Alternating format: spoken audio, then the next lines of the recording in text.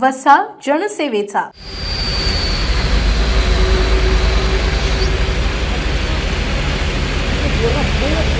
बुलढाणा जिल्ह्यातून जाणाऱ्या खामगाव अकोला राष्ट्रीय महामार्गावर आज पहाटे एक भीषण दुर्घटना घडली।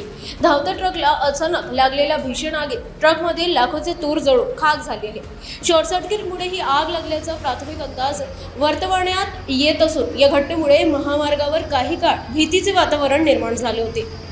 नांदुरा येथील नामांकित व्यापारी भूषण राठी यांची तूर ट्रकमध्ये भरून दिल्लीच्या दिशेने रवाना झाली होती। हा ट्रक खामगाव अकोला महामार्गावरून जात असताना अचानक इंजिनमधून धूर निघू लागला। क्षणातच आगीने रौद्ररूप धारण केले आणि संपूर्ण ट्रक आगीच्या गोळ्यात वेढला आहे। यावेळी ट्रक चालकाने कमालीचे प्रसंगावधान राखल्यात चालत्या ट्रकमधून उडी मारली, ज्यामुळे त्याचे प्राण थोडक्यात वाचले। या आगीची माहिती मिळताच पोलीस प्रशासनाने तत्काळ घटनास्थळी धाव घेतली। आगीची भीषणता पाहता खामगाव अकोला महामार्गावरील वाहतूक दोन्ही बाजूंना थांबवण्यात आली होती, ज्यामुळे महामार्गावर वाहनांच्या लांबच रांगा लागल्या होत्या।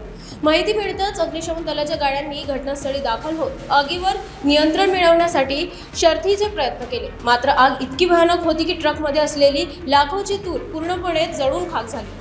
या आगीत ट्रकचेही मोठ्या प्रमाणावर नुकसान झाले असून व्यापारी भूषण राठी यांना मोठा आर्थिक फटका बसला आहे।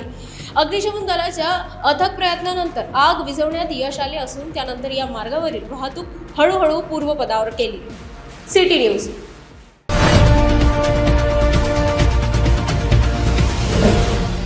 सिटी न्यूज वसा जनसेवेचा।